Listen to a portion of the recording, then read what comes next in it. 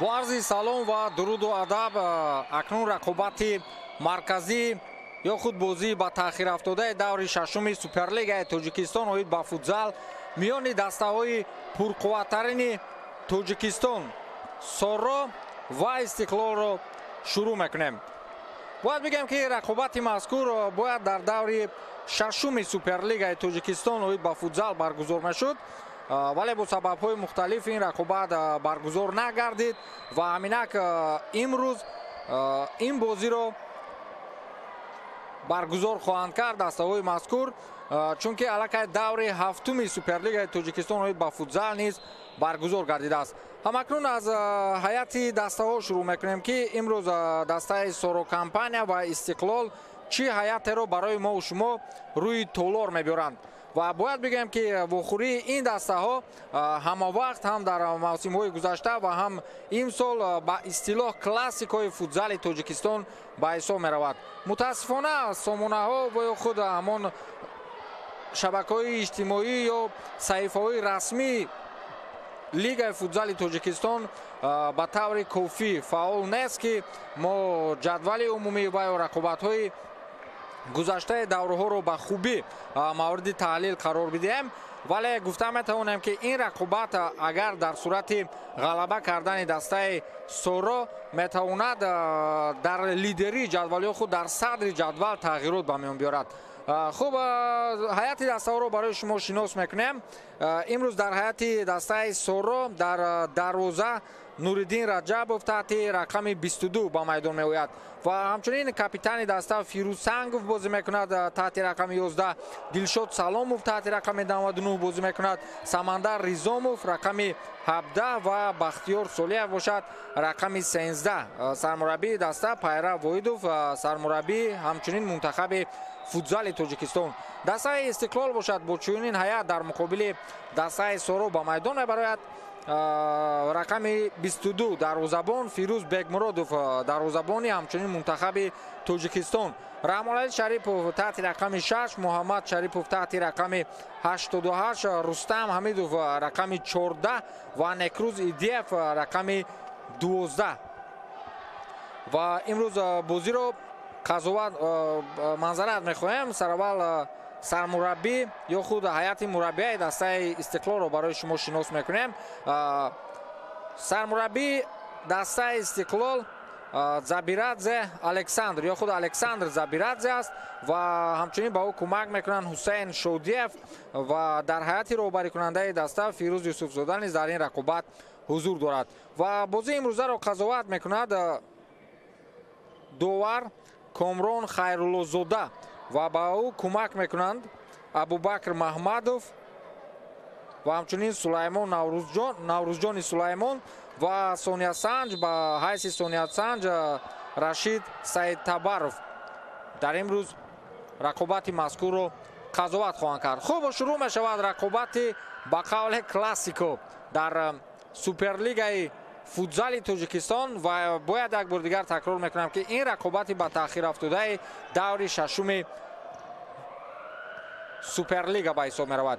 خب، در بازی گذشته خود دسته سورا مقابل دسته سومون در قسمت اول چگونه که میدونیم با مشکلات خاصه دچار گردیده بود، ولی در نهایت در قسمت دوم در 10 دقیقه باقی موندن در حالی که دسته سومون قریب بود حساب بازی رو 3-3 میکرد، در آن حالی که حساب 3-2 بود دسته سورو کمپانیا یک باره با قول بیدار شدن و گل های پای هم رو به ثمر رسوندن که در نهایت دسته سورا توانست دسته سومون رو با حساب 7-2 مغلوب نماید. تا دور هفتم دسته امانت بانک در صدر جدول بود.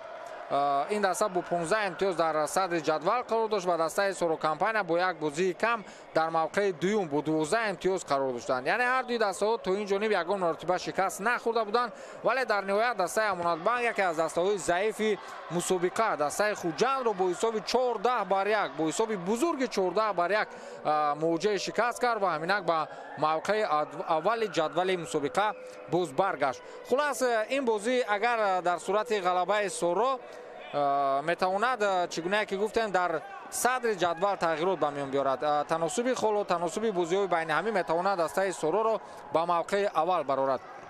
خب دسته استقلال در دور هفتم دسته پایتخت رو با حساب 9-0 گلبارون کرد، یعنی که با دروازه خود یگان مرتبه گل سر نداد. در این بازی 9 مرتبه توانستند فوتبالبازان دسته استقلال با زدن گل دست یابند. خلاص بازی خیلی پراحساس پرشدت رو در اجرای دسته‌های سورو و استقلال انتظار هستیم.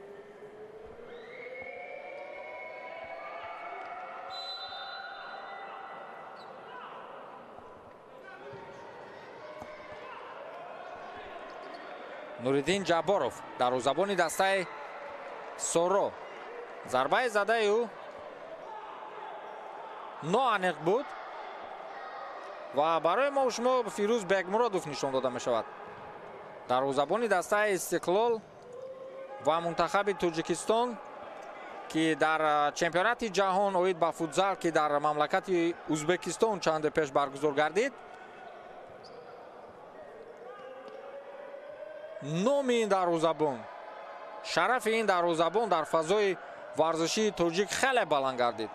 هنرنمایی‌ها و سطح کسبی هنرنمایی فیروز بگمرادوف نام این دروازه‌بان رو برای مخلصان تاجیک باز هم شناختر نمود. هجوم فوتبالبازان دسته استقلال رو متوجه می‌شویم. رحمان علی شریپوف و ضربه از مسافه دوری بختیار سالیف راست به دستان فیروز بگمرادوف رفت.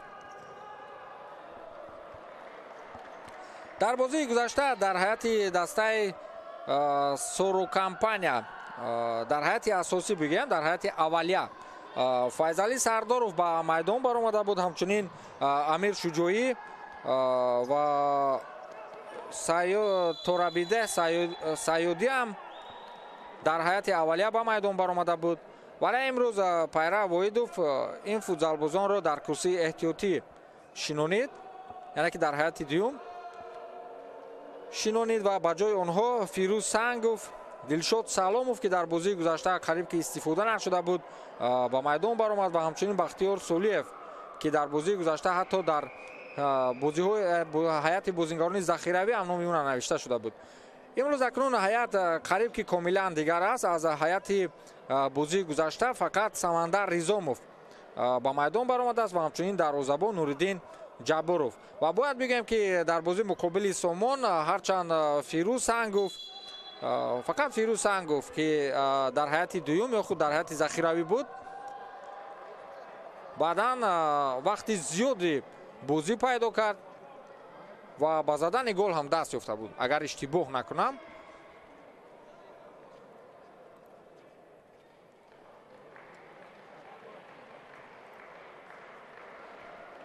دسته استقلال باشد چگونه که گفتم در دور هفتم دسته پایتخت رو با حساب 9-0 مغلوب کرده بود. در آن بازی نصرتشاه اسماعیلوف، حکمت اسماعیلوف و رحمان علی شریپوف دوبل کرده بودند، یعنی که دو گلی به نام خود ثبت کرده بودند. ضربه خیلی قوی از مسافه دور از جانب فوتبالبازان دسته سورو کمپانیا فیضعلی سرداروف و همچنین در برابر رحمان علی شریپوف نصرتشاه اسماعیلوف، حکمت اسماعیلوف، همچنین نکروز ایدیف با زدن یک گل دست یافت. در قسمت اول رستم حمیدوف هم بعد یک دقیقه گل نکروز ایدیف با زدن گل دست یافته بود و عبدالقیوم عمرов در آخرین دقیقه های قسمت دوم رقابت قریب که بازی جانباز میشد در دقیقه 40 گل آخرین رو به هدف رسانید. خلاصه با حساب 9-0 غلبه کردن فوتبالبازان دسته استقلال. و در بازی گذشته دسته سورو باشد در مقابل سامان گل بهترین رو فیضعلی سرداروف با چنین ضربه زیبا از مرکز تولور به هدف رسانیده بود.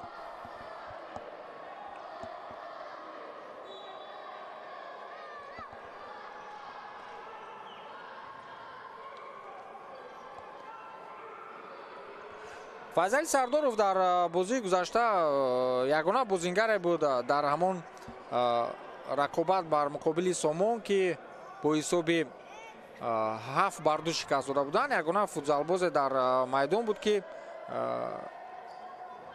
дар ҳайати дастаи соро дубл кард, яъне 2 гол ба самар расонид. вале аз ҳайати дастаи сомон бошад, ҳутамшор раҳмонов ҳамон 2 голе ки футзалбозони дастаи сомон дар ҳисоби худ доштанд, маҳз ҳамин футзалбоз ба самар расонида буд. ҳутамшор раҳмонов. футзалбозони дастаи сомон хеле хуб бозӣ карданд дар муқобили соро ва ҳатто имконият доштанд ки ғалаба кунанд.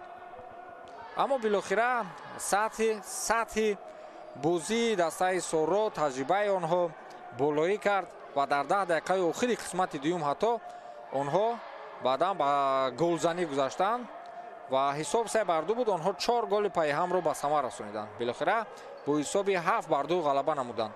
файзалӣ сардоров, гузариши ӯ аз 2 футзалбоз, вале дар он ҷо рустам ҳамидов бо шавкат ҳалимов ба ӯ сад мегузоранд. ҳуҷуми футзалбозони дастаи истиқлол, имконияти хеле хуб барои абуқаюм умаров буд ва файзалӣ сардоровро бубинед ки чӣ гуна дар миёни 3 нафар футзалбозони дастаи истиқлол гузаришро худ дриблинг анҷом медиҳад. эътироз мекунад ҷониби довар.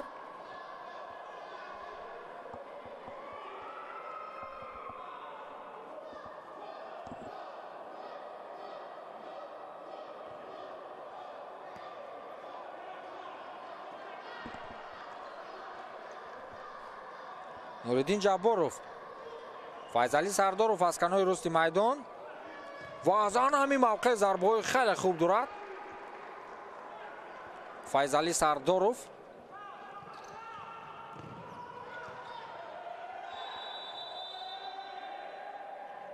қоидаи бозӣ вайрон карда мешавад аз ҷониби файзалӣ сардоров муқобили рустам ҳамидов. футзалбози дастаи истиқлол рӯи фарши толор ба замин меафтад ва довар ба файзалӣ сардоров шояд барои дағалгуфторӣ бошад корти зард нишон медиҳад. ин аввалин корти зард дар рақобати имрӯза ва дар дақиқаи 4 дидор аст. идома меёбад эътирози файзалӣ сардоров бо довари ин рақобат.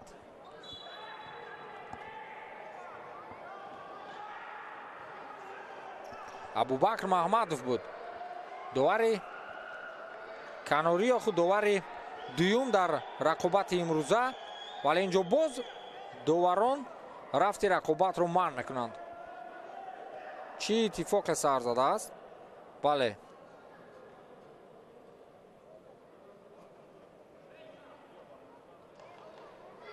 лидери дастаи соро рӯи замин, рӯи фарши толор хоб аст. мисле ки қоидаи бозиро бар муқобили ӯ вайрон кардаанд ва аз аввали рақобат файзалӣ сардоров мисле ки маслиҳатҳояш бо доварон намепазад.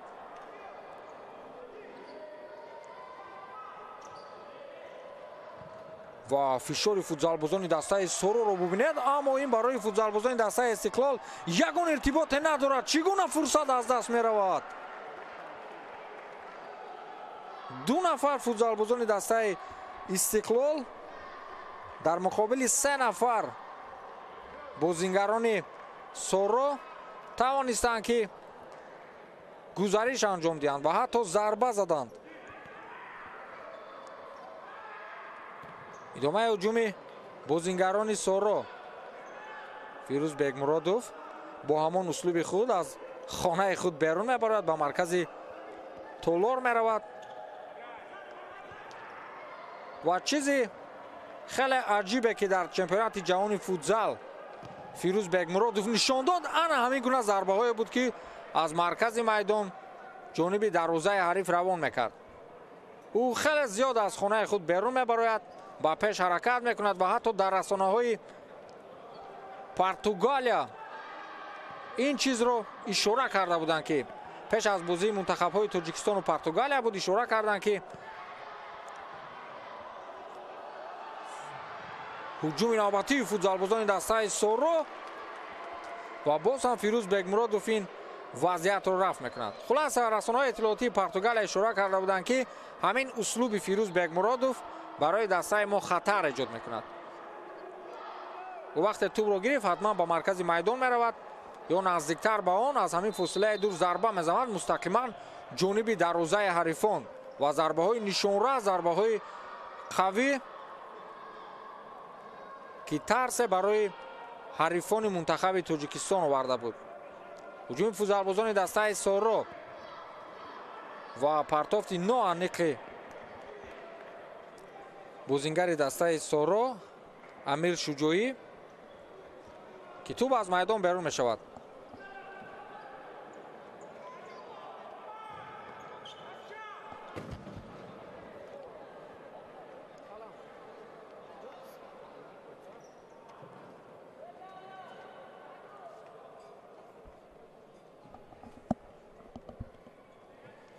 фурсатҳои хатарнок дар тӯли 6 дақиқае ки сипарӣ гардид барои ҳардуи дастаҳо зиёд буд ва инак ин яке аз онҳо аст ки Дилшод Саломов кӯшиш кард.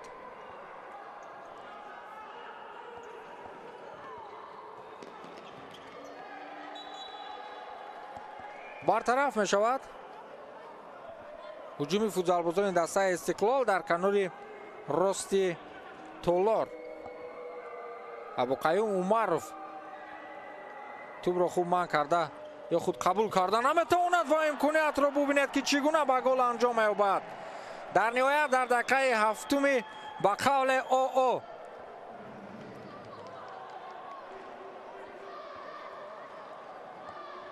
футзалбозони дастаи Истиқлол Муҳаммад Шарипов ба задани гол даст меёбад. ҳисоб 1-0 мешавад. дӯстони азиз, футзалбозони дастаи Истиқлол худ дастаи Истиқлол дар бозии марказӣ пешсаф мегардад.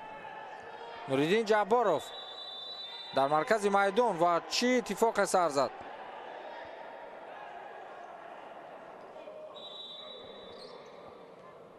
Абуқаюм Умаров буд ба дохили ҷаримагоҳ тӯбро равон кард ва Муҳаммад Шарипов мавқеи озодро пайдо намуд ва оҳистаак тӯбро ба дарвозаи холӣ равон кард. ҳамин тавр ҳисоб 1-0 мешавад ва ин зарбаи навбатии футзалбозони дастаи Истиқлол аст. Дилшод Саломов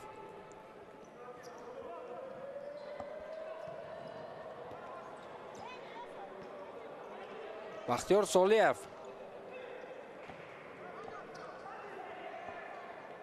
Фирӯз Сангов тӯбро аз даст медиҳад ва имконияти навбатӣ боз ҳам барои футзалбозони дастаи Истиқлол, аммо бартараф мекунанд бозингарони дастаи Соро.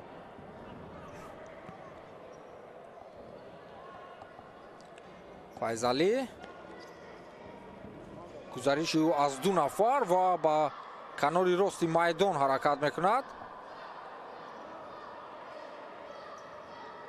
имконияти зарбазанӣ ҳаст. Самандар Ризомов, Файзалӣ Сардоров, гузариши ӯ аз футзалбози дастаи Истиқлол, аз Муҳаммад Шарипов.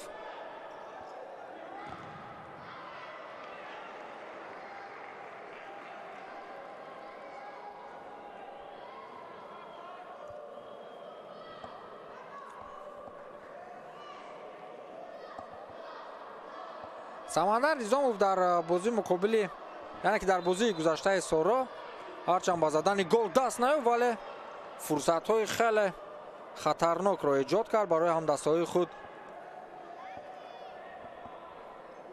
фурсатҳои голӣ ташкил мекард ва дар ҳуҷумҳо хеле чусту чолок буд. Файзалӣ Сардоров, гузариши номуваффақонаи ӯ. Фирӯз Сангов, Бахтиёр Солиев боз ба Самандар Ризомов тӯбро бармегардонад. Фирӯз Сангов тӯбро ба канори рости майдон, боз ҳам тӯбро қабул мекунад Фирӯз.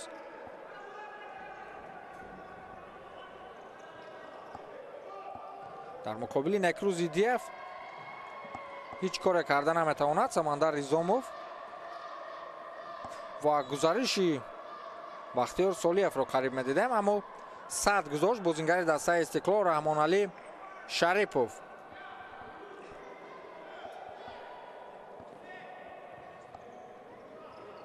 Фирӯз Бекмуродов,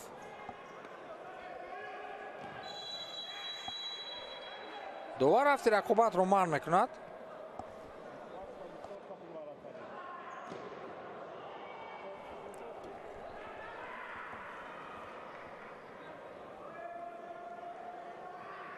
александр забирадзе сармураббии дастаи Истиқлол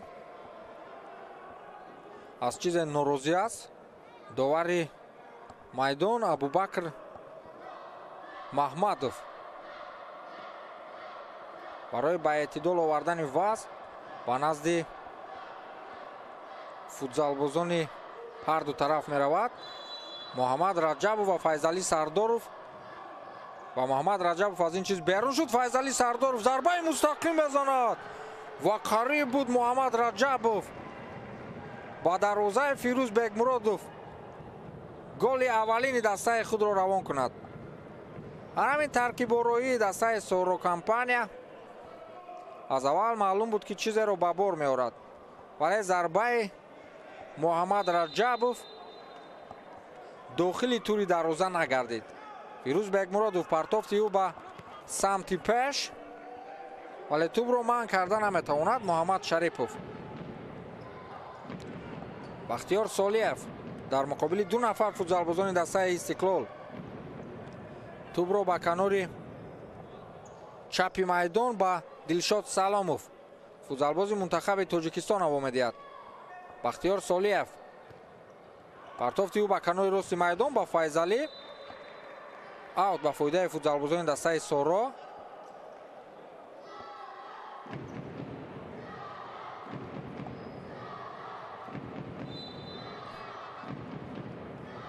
Файзалӣ Сардоров тӯбро ба Нуриддин Ҷабборов ва Нуриддин Ҷабборов аз мавқеи худ берун мешавад, ба маркази толор меравад. панҷум бозингари панҷум пайваст мешавад ба ҳамлаҳо, аммо ин қариб ки дарди сар меовард. агар сари вақт ба дарвозаи худ бар намегашт Нуриддин Ҷабборов, пас партофти ҳамтои ӯ аз дастаи Истиқлол қариб ки чӣ гуна гуфтем дарди сар меовард. муҳаммад раҷабов кӯшиш кард барои тӯбро ба худ гирифтан. Фирӯз Бегмуродов, муҳаммад Шарипов тӯбро ба самти пеш ва ин ҷо бозии дағалона аз ҷониби Шавкат Ҳалимов футзалбози дастаи Истиқлол.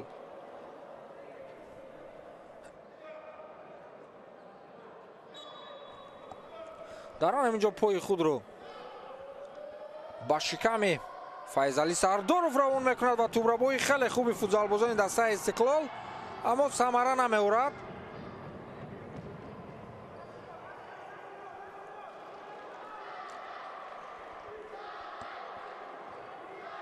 мухлисони дастаи Соро хеле зиёд ҳастанд дар минбари толор.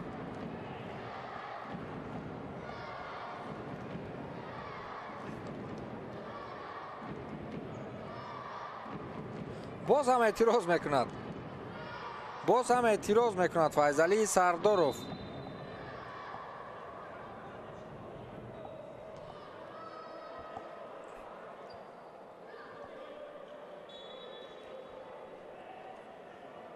амир шуҷоӣ ба майдон баромадааст аз ҳайати дастаи Соро. дар бозии гузашта дар ҳайати асосӣ буд.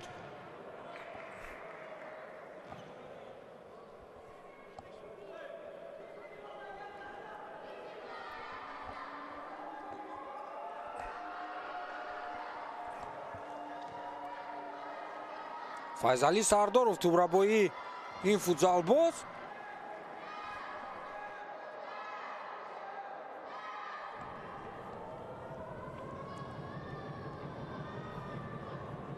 зарбаҳои ба истилоҳ фирмени ин футзалбозро қариб ки намебинем. Самандар Ризомов буд ки зарбаи он қадар бигем номуваффақона зад. ту ба пояш хуб нарасид. Нуриддин Ҷабборов ва фишори бозингарони Истиқлол қариб буд ба иштибоҳи хеле калони Нуриддин Ҷабборов оварда мерасонид. муҳаммад Раҷабов باز هم نوریدین جباروف از موقع خود بیرون می شود. پرتوف میکند. خیلی نزدیک هستن برای ضربه زدن فوتبالبازان دسته سورو و این ضربه اینا اونقدر سخت از جانب محمد رجبوف بود که فیروز بیگمرادوف به یگان مشکلی آن رو به دست گرفت.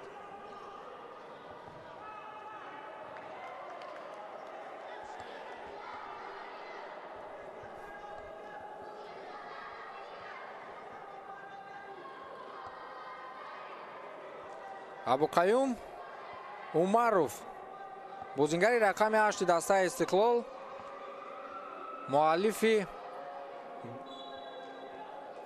پاس گل اووری دسته استقلال که با محمد شریفوف داده شد. در همین گل یگانه که دسته استقلال به ثمر رسانید سهم کلان عبدالقیوم عمروف رو دیده بودیم. نوریدین جباروف، فیضعلی سرداروف میگوید که آروم باشد. نوریدین و آن همین دریافت نکردن همدسته خود، فشار بلند حریف نوریدین رو مجبور کرد که توپ رو اجباراً از میدان بیرون نماید.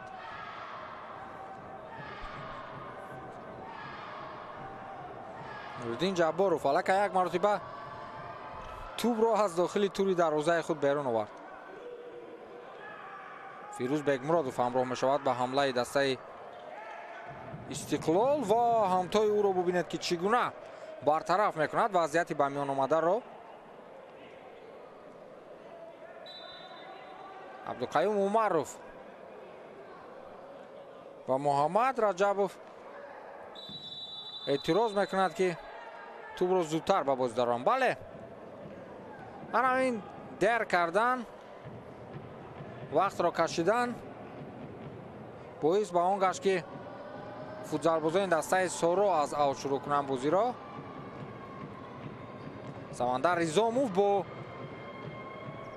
محمد رجبوف بازی میکند، اما روی زمین خوب است عبدالقیوم عمروف و کار حتی تا کمک طبیبان میرسد.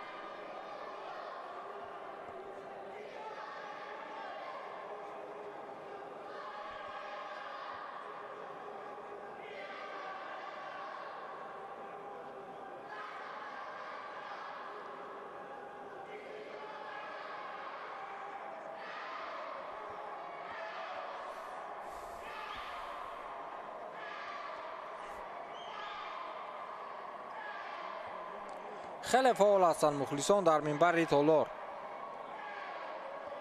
بازی مرکزی موقوف مانده دور ششم رو باز هم جذابتر میگردونند.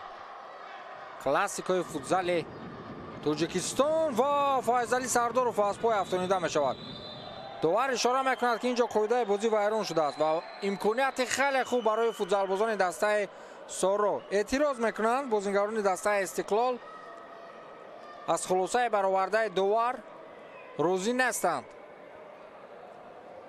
و آسیب فیضعلی سرداروف به نظر اندک جدی‌تر میرسد.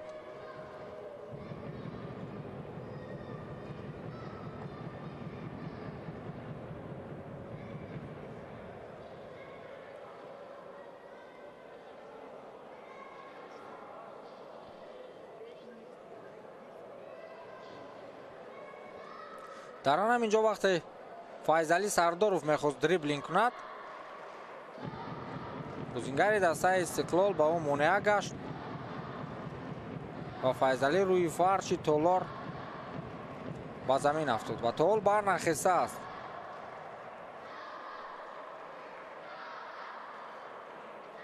شوکت حلیموف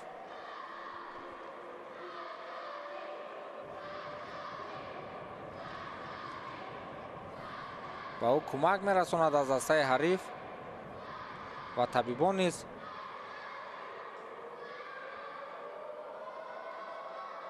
در آن همین فرصت در حال دریبلینگ انجام دادن. بله آسیب جدی است. رحمان علی شریفوف پای راست فیضعلی سرداروف رو زیر کرد.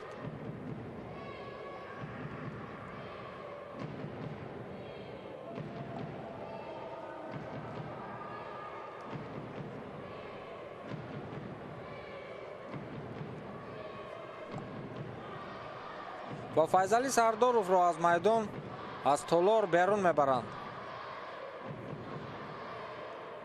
اگر آسیب این فوتبالباز جدی باشد پس این تلفات جدی است در حیات دسته پیرو وحیدов.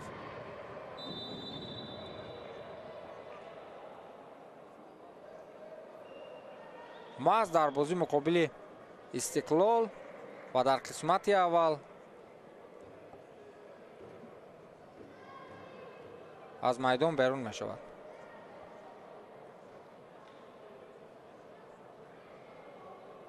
دلشاد جورازاده نایب فدراسیای فوتبال تاجیکستان و این خانم های زیبا مخلصان فوتزال کشور در منبر میدان در منبر تالار امروز رفتی رقابت رو پیگیری میکنند. مخلصان خیلی زیاد امروز با تماشای رقابت مذکور آمدند.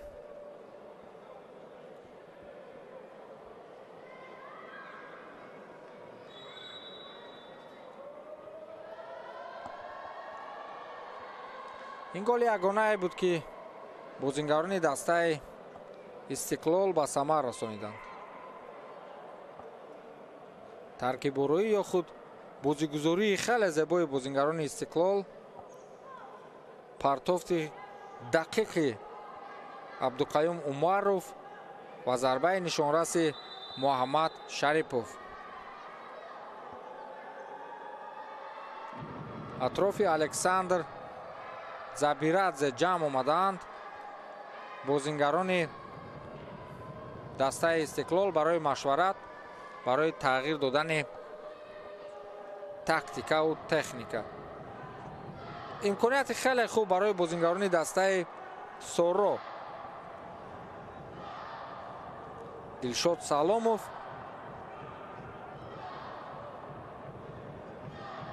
در نزد توپ قرار دارد و این فوتبالباز واقعا استعداد خوبی سربازنی هم دارد، اما ضربه رو امیر شجاعی اجرا میکند ولی با دیوار سونی بر میخورد و بر میگردد. فیروز بگمرادov توپ رو از تالار اما از تالار نمیبراید. ضربه فیروز بگمرادov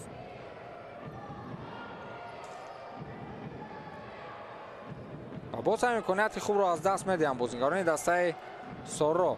هجوم نوبتی بازیگران استقلال محمد شریپوف،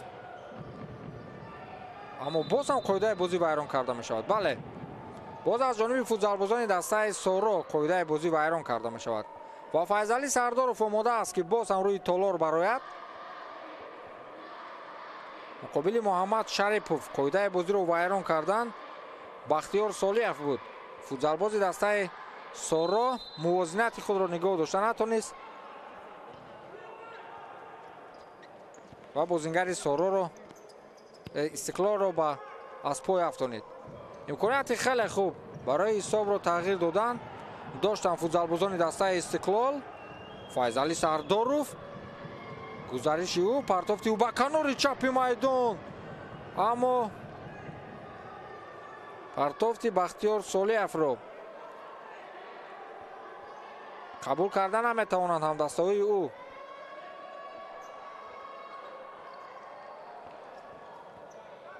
باز هم امکانیت خوب توپ‌ربایی خیلی عالی از جانب فوتبالبازان دسته سورو و اینجا دو نفر بازیگران استقلال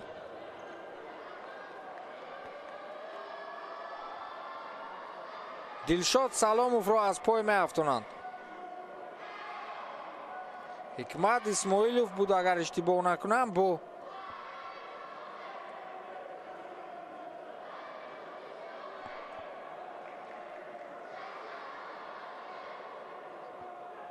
نصرتشاه اسماعیلوف ها بازیگر سورو را از پای افتانیدن و این ضربه فیضعلی سردارov بود. باز هم فیروز بگمرادov ببینید که چگونه برمیگرداند دروازه‌بان منتخب تاجیکستان فیروز بگمرادov. بله خیلی مشکل است با دروازه فیروز گل زدن. این رو حتی بزرگترین منتخب‌های جهانی اقرار هم شدند.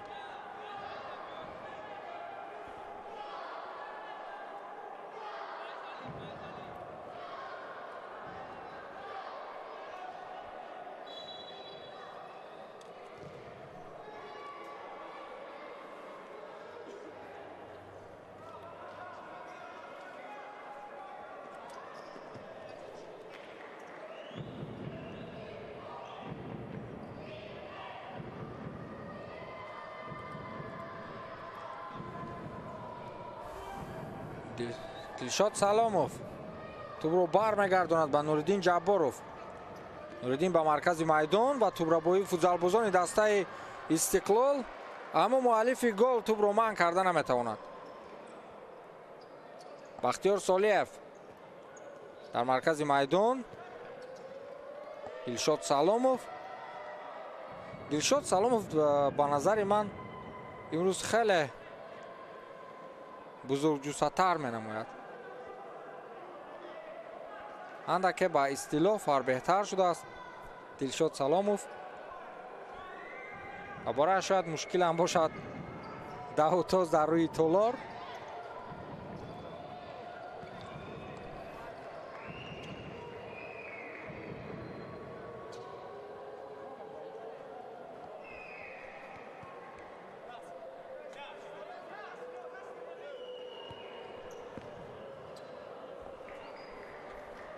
ضربه میزنن بازیگران دسته استقلال از فاصله اندک دورتر. شوکت حلیموف بود کوشش کرد برای ضربه زدن و این پرتافت فایزعلی بود از کنار چپ میدان جانب دلشاد سلاموف.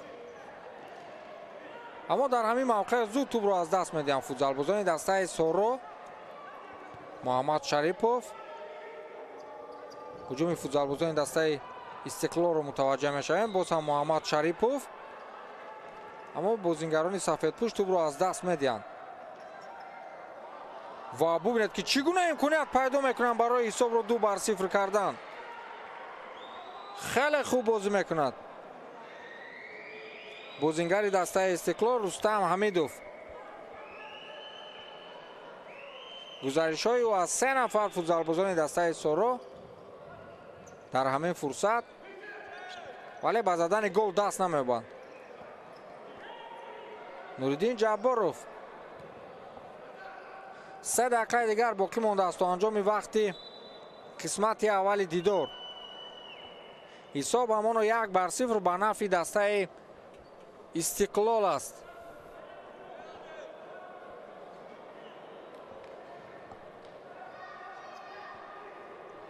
فیروز بیگمرادوف پرتافت او به سمت پیش و توپ از میدان بیرون می شود. داور چی اشاره میکند؟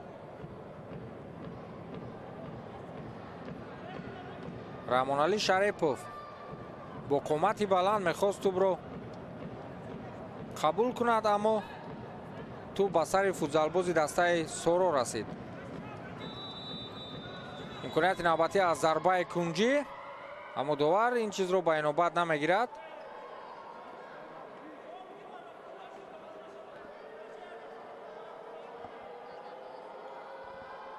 تایم اوت میگیرن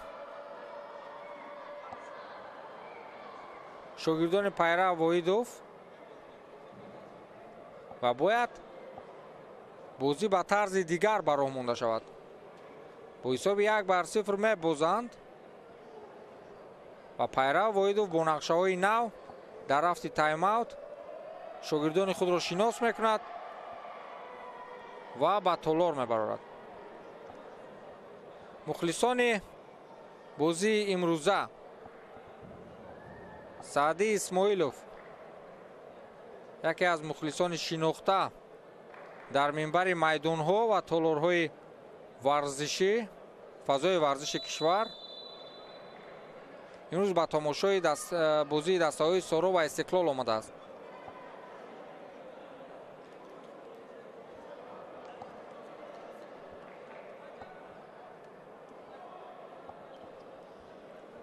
پیش از ضربه کنجی تایم اوت گرفتن бозингарони дастаи соро.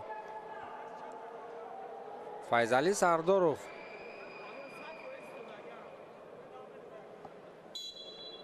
омодагӣ мебинад Нуриддин Ҷабборов ва бозигузории хеле хуб аз ҷониби бозингарони дастаи Истиқлол. суратафзоии Файзали Сардоров ду нафарро мегузарад ё не? гузариш карда наметавонад. Муҳаммад Раҷабов, Самандар Ризомов, Нуриддин Ҷабборов ба маркази майдон меояд. дарвозабони дастаи соро Файзали Сардоров ва нами хеле имконият ба миён омад, аммо Шавкат манзарат Муҳаммад Раҷабов ин партофти сахтро қабул карда наметавонад. Файзали Сардоров, Муҳаммад Раҷабов аз канори рости майдон боз ҳам Файзали Сардоров имконияти хеле хуб. баъди тайм-аут нерӯи дигар мегиранд бозингарони дастаи соро. фишор меоранд бозингарони дастаи соро ва тӯбро аз даст медиҳанд. акнун имконият ҳаст барои ҳисобро баробар кардан ва зарбаи мустақим аз ҷониби Амир Шуҷоӣ. аммо Фирӯз Бегмуродов чунин зарбаҳоро таҷрибаи хуби баргардонидан дорад. барои ӯ мушкилӣ эҷод намекунанд. зарбаҳое ки аз масофаи дур ва мустақим равон карда мешаванд ҷониби дарвозаи ӯ.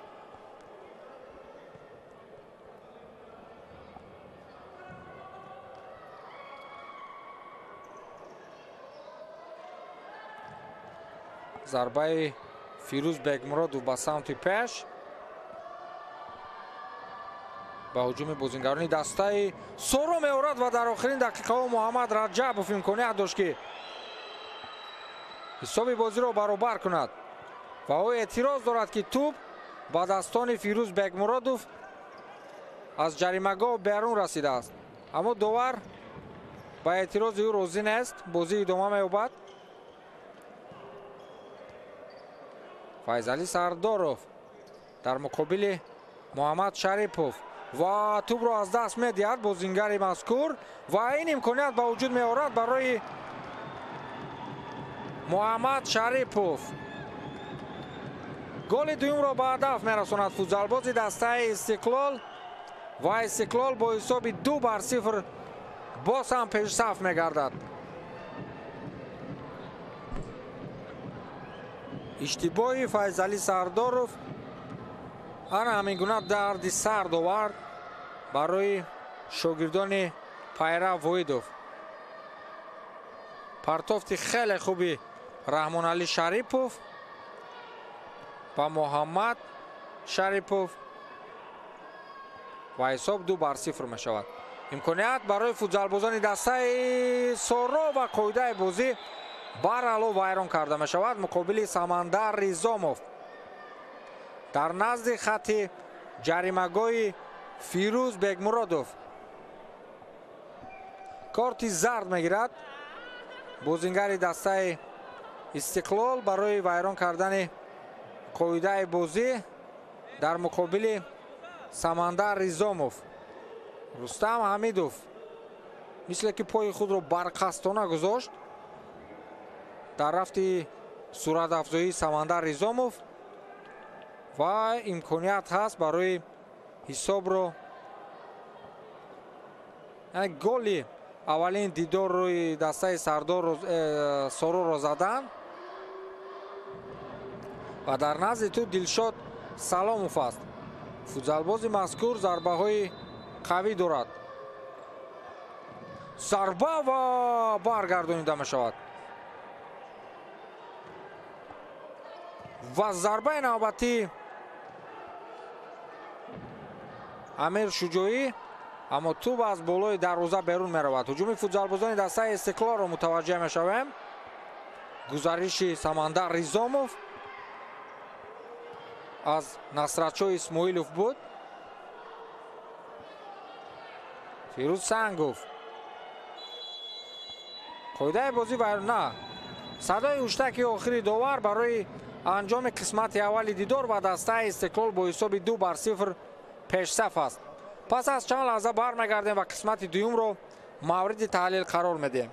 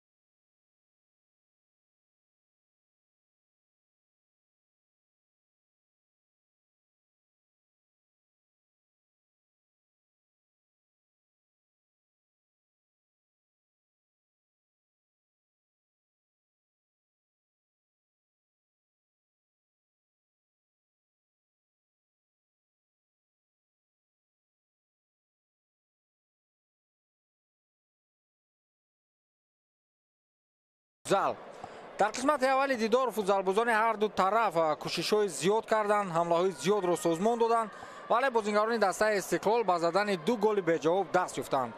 хулас дастаи Истиқлол бо ҳисоби 2-0 пешсаф аст ва голҳои дидорро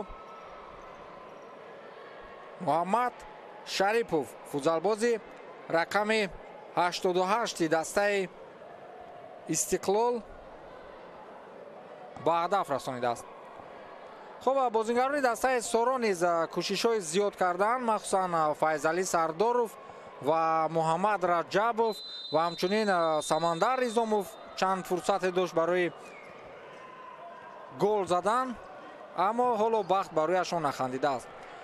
дар хатти дарвозаи дастаи Истиқлол Фирӯз Бекмуродов бозӣ мекунад ва дар ҳайати аввалия Раҳмоналӣ Шарипов, Муҳаммад Шарипов, Рустам Ҳамидов ва Некрӯз Идиев ба майдон баромада буданд. ва дар ҳайати аввалияи дастаи Соро бошад дарвозабон Нуриддин Ҷабборов рақами 22, Фирӯз Сангов рақами 11, Дилшод Саломов рақами 99, рақами 17 Самандар Ризомов ва рақами 13 Бахтиёр Солиев буданд. сармураббии дастаи Соро мутахассиси тоҷик Пайрав Воидов ки ҳамчунин сармураббигии мунтахаби Тоҷикистонро бар ӯҳда дорад ва сармураббии дастаи Истиқлол бошад Александр Забирадзе мебошад. бозиро қазоват доранд доварон Комрон Хайруллозода ва ба ӯ кӯмак мекунад Абубакр Маҳмадов ва ҳамчунин Наврӯзҷони Сулаймон.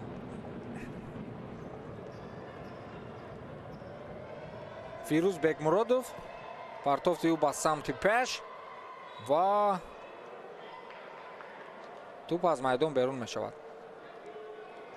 ҳуҷуми футболбозони дастаи Сороро мебинем аз канори рости майдон.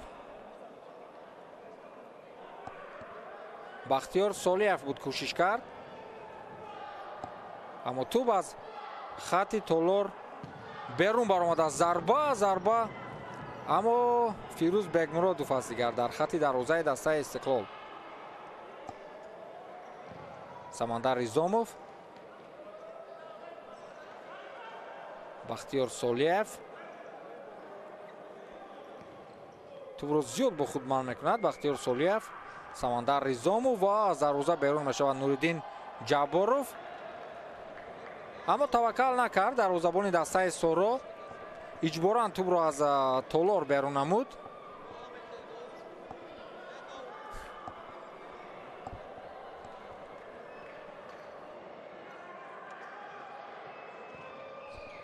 ҳуҷуми навбатии футзалбозони дастаи Соро аз канори рости майдон ва зарбаи аз масофаи дур задаи Самандар Ризомов. ҳатто ба дарвозабон ва дарвоза ҳам нарасид. Фирӯз Бекмуродов сутуни асосии дастаи Истиқлол. вагарна он имкониятҳое ки футзалбозони дастаи Соро доштанд дар қисмати аввал, агар ягон дарвозабони андаке бетаҷрибатар мебуд, шояд бо ҳисоби калон бозингарони дастаи Соро ғалаба мекарданд. аммо Фирӯз Бекмуродов ба ин чиз роҳ намедиҳад. партофти ӯ ба дасти ҳамтои худ аз дастаи Соро, ба дасти Нуриддин Ҷабборов. Дилшод Саломов, Самандар Ризомов, Бахтиёр Солиев ва Муҳаммад Раҷабов. Дилшод Саломов дар ҳолати ногувор қарор дорад, вале илоҷи воқеаро пайдо кард футзалбози мунтахаби Тоҷикистон ва зарбаи хеле қавӣ аз ҷониби Бахтиёр Солиев. Фирӯз Бекмуродов боз наҷот медиҳад дарвозаи дастаи Истиқлолро аз гол ва ин навбат Самандар Ризомов кӯшиш мекунад, аммо зарбаи ӯ хеле баланд иҷро карда мешавад.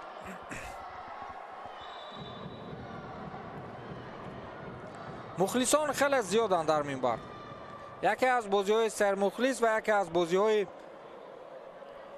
پرشدت در اجرای دو دسته بهترین فوتزال تاجیکستان. تو را قبول کرده نمیتواند عبدالقیوم عمروف و از اوت شروع میکنند. اکنون بازی رو فوتزالبازان دسته سورو سمندر ریزداموف توپ رو به کنار راست میدان به دلشاد سلاموف میدهد. محمد رجبوف بختیار سالیف توپ رو باز به دلشاد سلاموف برمیگرداند. بختیار سالیف پرتافتی او به سمت محمد رجبوف، اما باز هم از دروازه خود بیرون میشود و نجات میدهد فیروز بکمرادوف.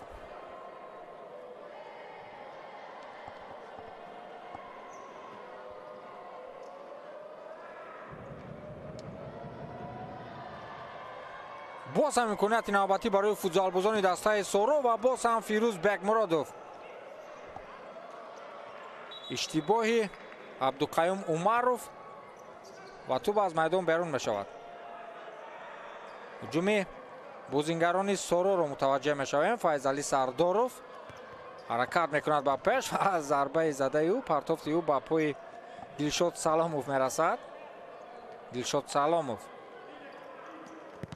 ضربه او به سمت داخل جریمه‌گاه و امکانیت از ضربه کنجی برای بازیگران دسته سورو. فیضعلی سرداروف توپ رو از دست نمیدهد. فیضعلی پرتافتی او به داخل جریمه‌گاه و چگونه فرصت از دست میرود. انا همین گونه پاسی زیبای فیضعلی سرداروف رو سمندر ریزداموف داخل توری دروازه کرده نمیتواند. ببینید چگونه پیدا میکند هم دسته خود رو فیضعلی در موقع آزاد و زود پاس میدهد. اما ضربه زده سمندر بالاتر از تیر دروازه از تالار بیرون میشود. فیضعلی سرداروف، دلشاد سلاموف، نه این دلشاد سلاموف نیست، منظرت فیروز سنگوف از کنار راستی تالار از هیئت دسته سورو بازی دارد.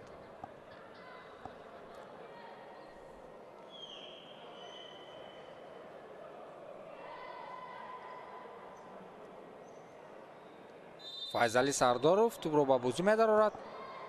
دلشاد سلاموف، سمندر ریزداموف، نورالدین جباروف پرتافتی او به سمت پیش توپ رو منع میکند با خود بازیگر دسته سورو. فیروز سنگوف و ضربه میزند و باز هم ضربه کنجی برای فوتزالبازان دسته سورو کمپانیا.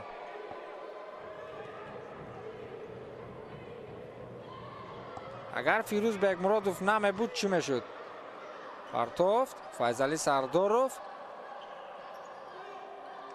فیضعلی سرداروف هم دستهای خود رو میجوید.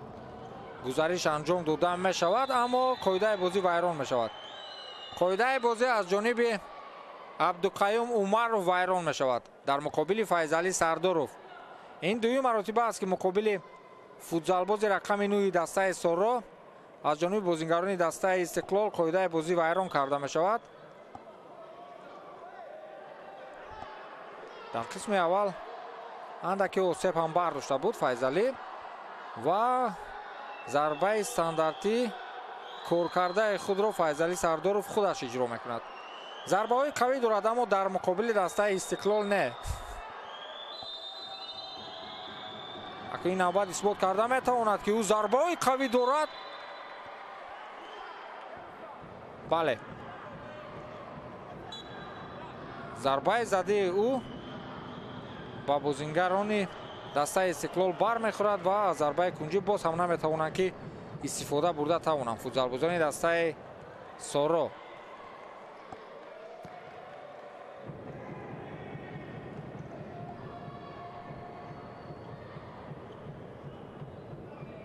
پنج دقیقه اول قسمت دوم با اداره کنی با اصطلاح پوره فوتزالبازان دسته سورو پیش می رود. بعد تنفس تاکتیک و جابجاگذاری فوتزالبازان دسته سورو تغییر افتاد و فیضعلی سرداروف در موقع اوزود بازی میکند و باز هم با زمین افتانیده میشود فوتبالباز مذکور و باز هم از همه موقع امکانیت برای ضربه زدن. ضربه جریموی در حالت گزارش محمد شریپوف مؤلف گل‌های دسته استقلال نمیگذارد که فیضعلی با دروازه آنها نزدیک گردد.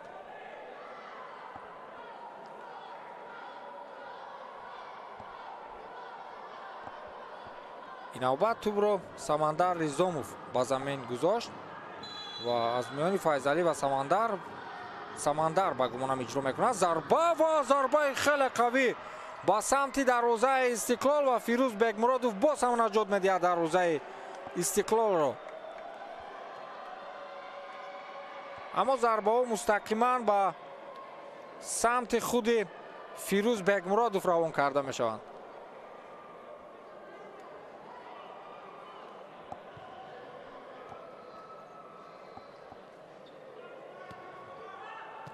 فیروز بگمرادوف پرتافت او با سمت پیش و باز هم قاعده بازی ویران میگردد از جانب فوتبالبازان دسته استقلال بر مقابل فیروز سنگوف. خیلی زیاد قاعده بازی رو ویران میکنند فوتبالبازان دسته استقلال. البته که از جهت تکنیکی حساب کردن آمار یا خود شماره قاعده ویران کنی ها از جانب استقلال راستی نمیدونم چند عدد شد، اما خیلی نزدیک هستم برای اجرا کردن دابل پینالتی. بازیکنان دسته سورو فیضعلی سرداروف هجوم فوتبالبازان دسته سورو. فیضعلی سرداروف از همین موقع ضربه های خوب دارد ولی سه نفر صد راه او میشوند. 3 نفر در این بازی مخصوص برای فیضعلی سرداروف کار میکنند. نوردین جباروف امکانیت هست برای حمله کردن. محمد رجبوف و ضربه او باز هم برگردانیده می شود.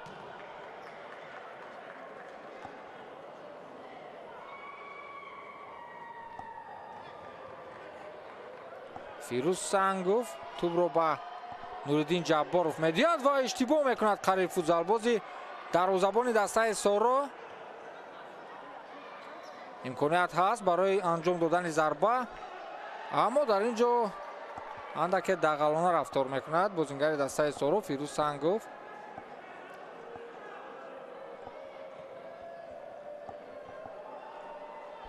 هجوم های دسته استقلال را دیگر نمیبینیم در قسمت دوم رقابت، فقط فشار و حمله های بازیکنان دسته سورو.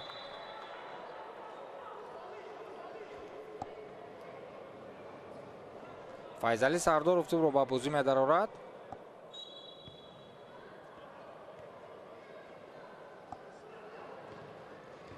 فیضعلی سرداروف اشتباه میکند.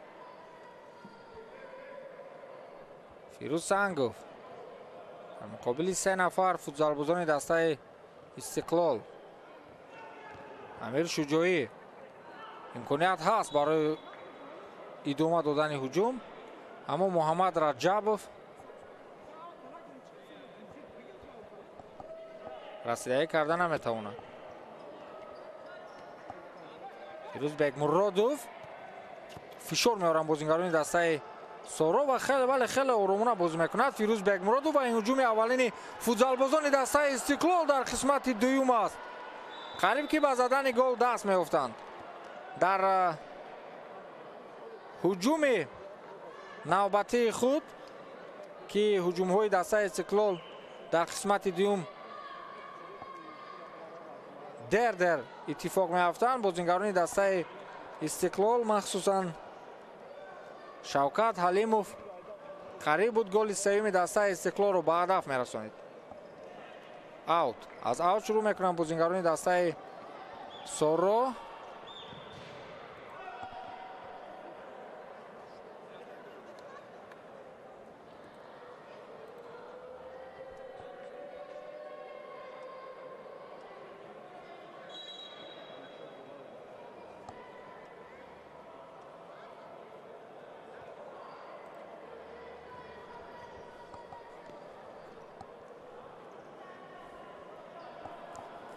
муаллифи голи имрӯза муҳаммад шарипов дар бозии гузашта дар муқобили дастаи Пойтахт ба задани гол даст наёфта буд. имрӯз акнун дубл мекунад.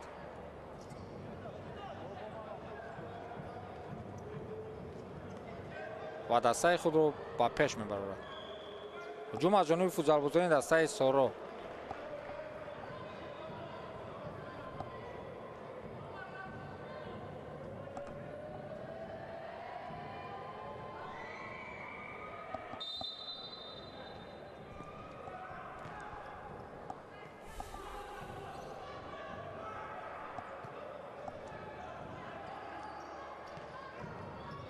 ҳуҷуми бозингарони дастаи Истиқлол.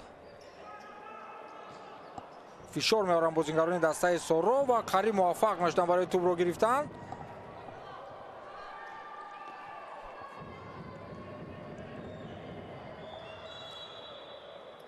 боз ҳам бар зидди футзалбозони дастаи Соро қоидаи бозӣ вайрон карда мешавад. ин навбат Муҳаммад Раҷабов аз пой афтонида мешавад аз ҷониби футзалбози рақами 7 дастаи Истиқлол Шавкат Ҳалимов. ду футболбози рақами 8 дошта, футзалбози рақами 7 дошта рӯи фарши толор ба замин меафтанд ва рафти рақобат манъ карда мешавад.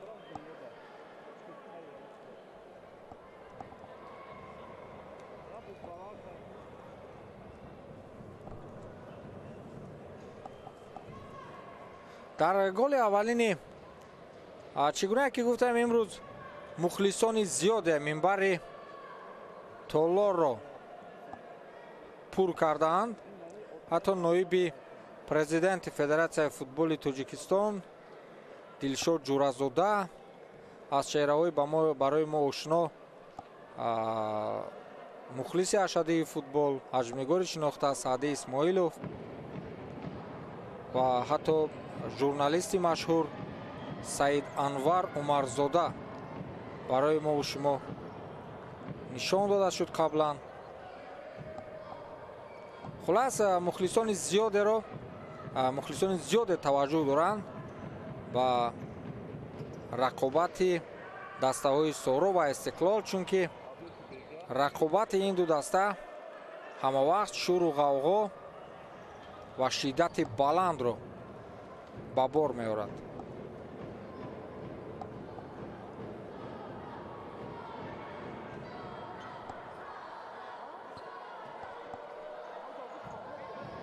Файзали Сардоров аз ҳамин мавқеъ бояд зарба бизанад, вале ӯ эътироз дорад ки ту ба дасти футзалбози дастаи Истиқлол Рустам Ҳамидов расидааст, аммо довар ба ин чиз эътибор ҳам надод. Нуриддин Ҷабборов ва зарба мезанад Нуриддин ва чӣ гуна фурсат боз аз даст меравад аз ҷониби футзалбозони дастаи Соро. ду нафар дар назди Фирӯз қарор доштанд ва метавонастанд тӯбро қабул кунанд ва оҳистаак дохили тури дарвозаи Фирӯз Бегмуродов намоянд.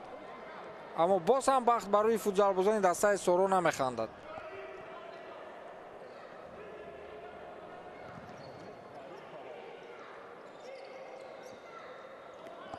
ҳуҷуми навбатии футзалбозони дастаи Соро ва Файзали Сардоров чӣ кор мекунад? Наход Файзали Сардоров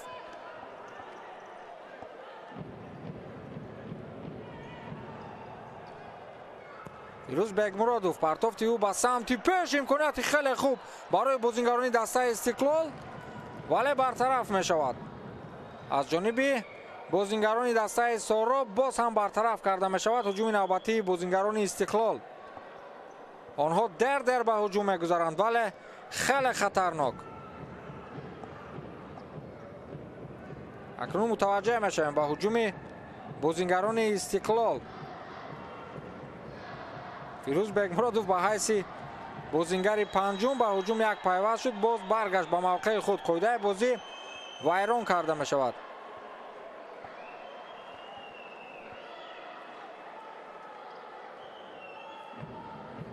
қоидаи бозӣ бар муқобили Файзали Сардоров вайрон карда мешавад аз ҷониби عبدو قیوم عمرов.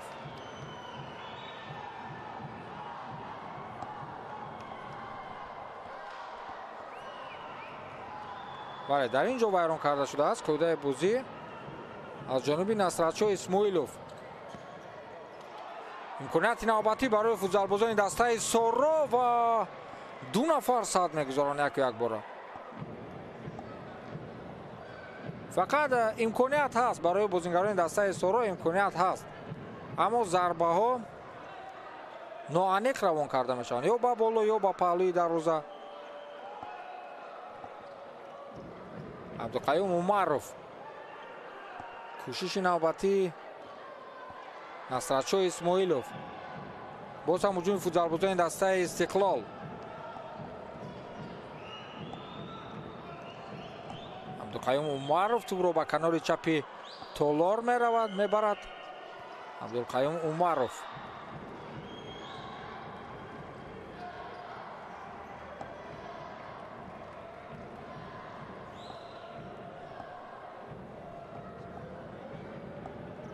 عبدالقیوم عمرov توپ رو به بازی می‌دارد. اکنون باز اداره کنی بازی از جانب فوتبالبازان دسته استقلال. در 10 دقیقه اول این وظیفه رو فوتبالبازان دسته سورو اجرا می‌کردن. وای ضربه خیلی سخت. این ضربه نشان‌راست از جانب شوکت حلیموف اجرا کرده می‌شود. عنوان گل بهترین دیدار با گل زیبای شوکت حلیموف داده شود. قریب که از مرکز تالار ضربه میزند، نشان میگیرد راست کنج دروازه نوردین جباروف را و ببینید که چگونه ضربه میزند، چگونه ضربه نشان است. ضربه سخت، ضربه قوی از جانب شوکت حلیموف. دسته سورو در بازی گذشته چنین یک گل رو با ضربه سخت فیضعلی سردارов به هدف رسانیده بود و دبل پنالتی قاعده ویرانکنی از حد بر زیاد از جانب بازیگران دسته استقلال. پنجم مرتبه قاعده بازی رو ویران میکنند و دوار با ضربه پنالتی اشاره میکند.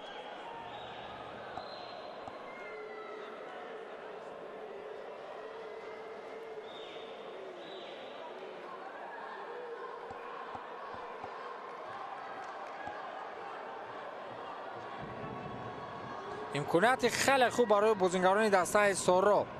فیضعلی سردارov برای ضربه زدن آمادگی میبیند. فیضعلی سردارov مقابل فیروز بکمرادوف. ضربه اجرا کرده میشود و این گل نیست. فیضعلی سردارov از پنالتی، از دبل پنالتی هم به زدن گل دست نمییابد. امروز روز فیضعلی نیست. در بازی گذشته 2 گل به ثمر رسانیده بود ولی در بازی امروزه تماما بخت فوتبالی بر روی این فوتبالباز نمیخواندد.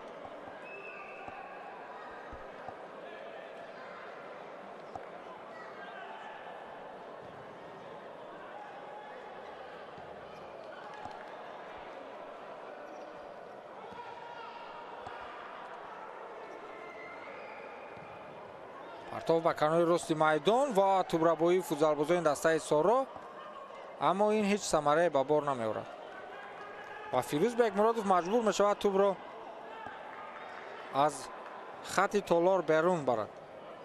فیضعلی سردارov توپ را به کنار چپ میدان میبرد، پس میدهد به کنار راست میدان. امکانیت هست برای ادامه هجوم ولی پرتافتی فیروز سنگوف و جانب امیر شجاعی نمیرسد. فیضعلی سردارov در مقابل 2 نفر فوتبالبازان استقلال اما موفق نمیشود برای اجرا کردن دریبلینگ.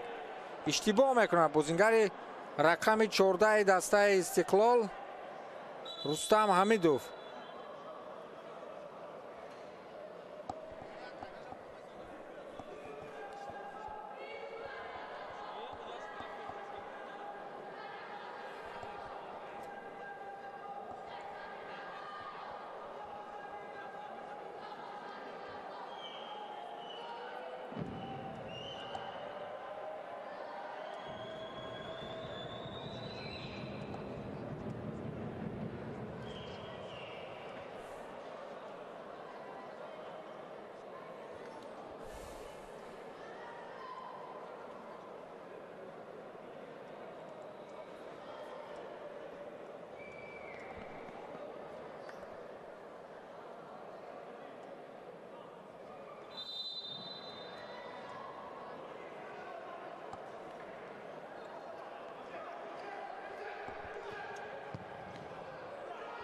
این گلی فوتبالبازی دسته استقلال شوکت حلیموف بود که برای ما و شما نشان داده شد.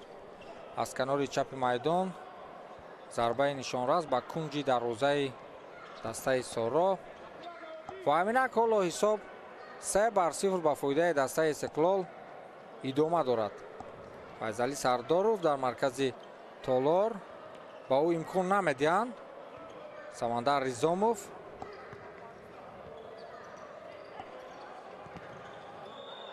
و امکانیت خیلی خوب برای ضربه زدن. امیر شجاعی ضربه او با جانب دروازه استقلال ولی باز هم از ستون دروازه اندک دورتر اجرا کرده می شود. فیروز بگمراد فاصله میگیرد و رفتی رقابت من میگردد.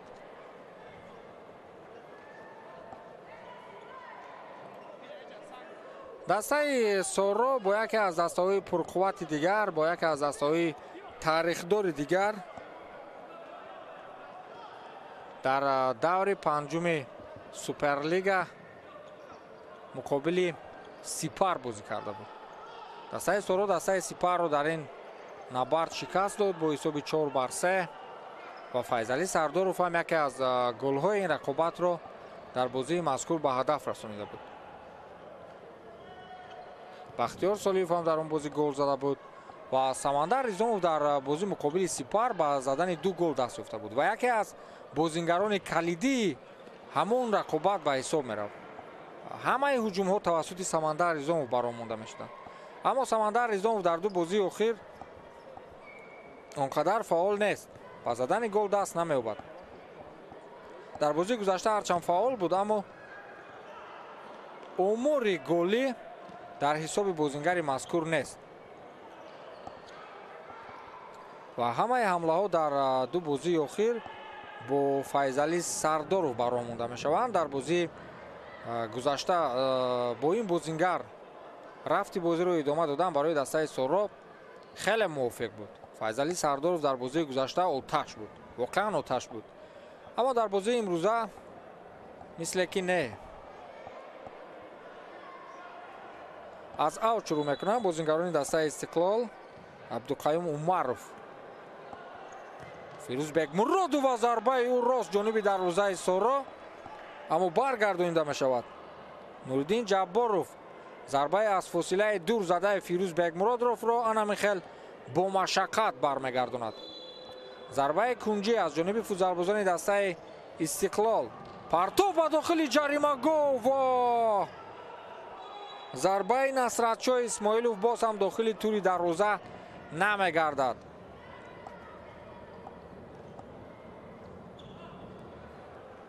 از کنار راست میدان هجوم فوتبالبازان دسته سارا، فیضعلی سرداروف پرتافتی او به داخل جریمه گاه، باز هم داور اشاره تایم اوت کرد. این نوبت فوتبالبازان دسته استقلال تایم اوت گرفتند و حسین شودیف، الکساندر زبیرادزه مشورت میدهند با فوتبالبازان استقلال. پیرو وایدوف نیز با شاگردان خود در مورد اشتباه ها، در مورد فرصت ها مشورت میکنند. این ضربه سمندر ریزاموف بود و همچنین دروازه‌بان دسته سارا نیز یک ضربه دیگر جانب دروازه فیروز بگمرادوف روان کرد، ولی بس 4 ضربه فوتبالبازان دسته سارا شوکت حلیموف همگی با 1 ضربه جواب داد و این ضربه گل بود. خلاص فوتبالبازان دسته استقلال با حساب 3-0 پیش صف هستند. دوستان عزیز، نفرانی که نو با ما پیوست شدند، بار دیگر با معلومات شما میرسونیم که بازی موقوف مونده دور ششم چمپیونات یا خود سوپرلیگ فوتبال تاجیکستان میان دسته‌های سارا و استقلال برگزار شده است. بازیگر پنجم با میدان آمد. он бозингаре ки дар чунин ҳолатҳо, дар он ҳолатҳое ки даста мебузад ба сифати дарвозабон аз ҳайати бозингарони толорӣ ба майдон мебарад, онро бозингари панҷум мегӯянд. ва ин нақшро Дилшод Саломов иҷро мекунад. 5 нафар дар муқобили 4 нафар бозингарони Истиқлол. албатта Муҳаммад Раҷабов, Дилшод Саломов, партов ба дохили ҷаримагоҳ ва Фирӯз Бегмуродов боз ҳам тӯбро аз майдон берун мекунад. зарбаи кунҷӣ ба фоидаи футзалбозони дастаи Соро. партов ба самти Файзалӣ Сардоров, Дилшод Саломов, Муҳаммад Раҷабов, боз ҳам Файзалӣ Сардоров ва инобат Муҳаммад Раҷабов ҳамроҳ мешавад ба ҳуҷум, аммо партофти Амир Шуҷоӣ нишонрас набуд.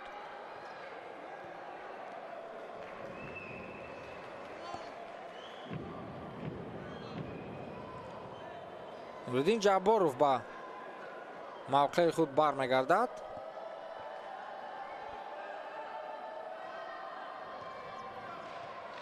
акнун фишор меоранд футзалбозони дастаи Соро, чунки ҳисоб аллакай 3-0 аст. вақт ҳам кам мондааст, камтар аз 4 дақиқа.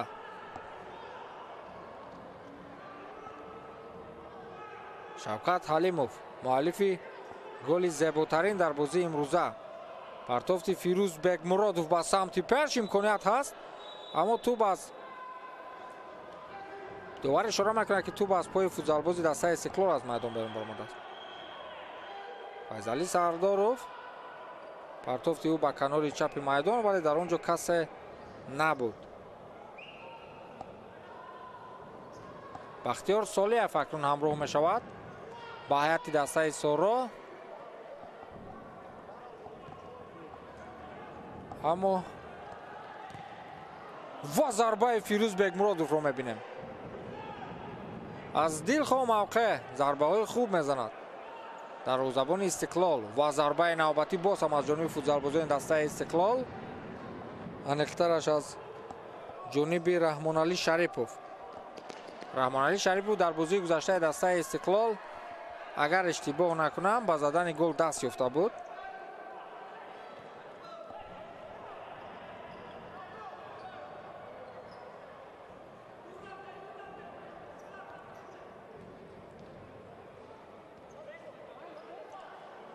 бале, ҳатто дубл карда буд Раҳмоналӣ Шарипов.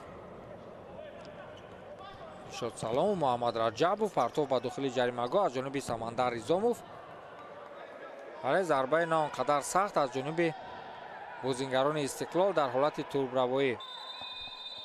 рӯи замин хоб аст Раҳмоналӣ Шарипов, футзалбозе ки навакак дар мавридаш ҳарф мезадем. ба назар чунин мерасад ки ӯ дигар идома дода наметавонад бозиро. ё чӣ? идома медиҳад? бале, омода аст ки идома диҳад рақобати имрӯзаро Раҳмоналӣ Шарипов. Дилшод Саломов тӯбро ба бозӣ медарорад.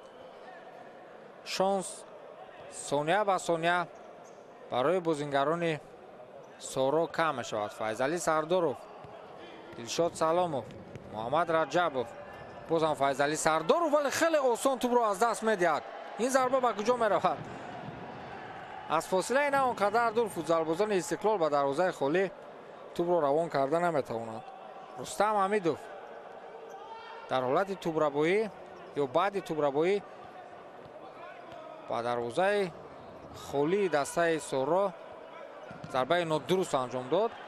зарбаҳои Файзалӣ Сардоров хубанд, аммо бармегардонанд. сад гузошта мешавад ба бозингари мазкур.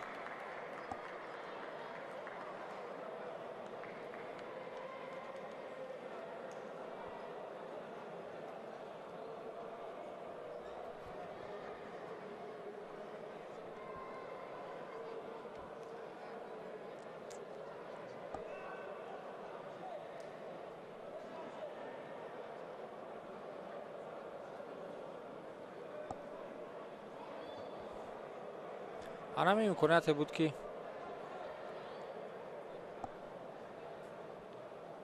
рустам ҳамидов дошт ва метавонист тӯбро андаке дурусттар зарба занад, вале зарбаи задаи ӯ аз паҳлӯи дарвоза, аз канори дарвоза аз майдон берун мешавад. ба истилоҳ 1.5 дақиқаи дигар вақт доранд бозингарони дастаи соро дар футзал. чунин вақт дошта ҳам ба қавле басанда аст то 3 гол ба ҳадаф расонад. дар бозиҳои бузурге ки миёни бошгоҳҳо ва мунтахабҳои сатҳи баландтарини ҷаҳонӣ баргузор мешавад, ҳатто сонияҳо нақши асосӣ мебозанд. сонияҳо дар чанд сония метавонанд футзалбозони сатҳи ҷаҳонӣ ҳисоби дидорро ба куллӣ тағйир бидиҳанд. барои ҳамин 1.5 дақиқа вақти хеле зиёд аст. имкон ҳаст барои футзалбозони дастаи соро, имкон ҳаст фақат ба ҳуҷум гузаштан дар кор ва низоми дурусти бозиро риоя намудан дар кор. инро пайрав воҳидов хубтар медонад. муҳаммад раҷабов ва қариб ки тӯбро аз даст медод футзалбози мазкур. ана ҳамин гуна иштибоҳҳо аз ҷониби бозингарони сатҳи касбӣ ва ситораҳои футзал ба нафи кор нест. муҳаммад раҷабов ва партофти ӯ ба самти Самандар Ризомов буд. бахтиёр Солиев, Самандар Ризомов, Дилшод Саломов, Файзали Сардоров. партофти ӯ ба Самандар Ризомов. имкон меҷӯянд, мавқеъ меҷӯянд футзалбозони дастаи соро. имконияти хуб ва имкон ҳаст барои партоф кардан, аммо Самандар Ризомов ҳадиақал ба задани як гол даст ёбанд бозингарони дастаи соро. аммо зарбаҳои нодуруст иҷро мекунанд. зарбаҳояшон нодуруст иҷро карда мешавад. чанд мартибае ки худи Самандар кӯшиш кард, худи Файзалӣ, аммо зарбаҳо нодуруст равон карда мешаванд ба сӯи дарвоза. ва он зарбаҳое ки дуруст равон карда мешаванд Фирӯз Бегмуродов ба осонӣ бармегардонад. имконияти навбатӣ барои футзалбозони дастаи соро, аммо 2 сонияи дигар боқӣ мондааст ва дигар ягон шонс барои баробар кардани ҳисоб вуҷуд надорад. бозингарони дастаи сороро қабл аз анҷоми рақобат то боқӣ мондани 2 сонияи дигар мағлубшуда эълон мекунем. ва ин садои ҳуштаки охири довари бозӣ Комрон Хайруллозода буд. дастаи Истиқлол дастаи сороро дар бозии мавқуфмондаи даври шашуми Суперлигаи Тоҷикистон оид ба футзал шикаст медиҳад. барои мухлисони дастаи Истиқлол ин пирӯзиро табрику муборакбод мегӯем. фирдавси хурсанд будам ки рақобати мазкурро барои шумо шарҳу тавзеҳ додам. то бозиҳои дигари Суперлигаи футзали Тоҷикистон, хайр.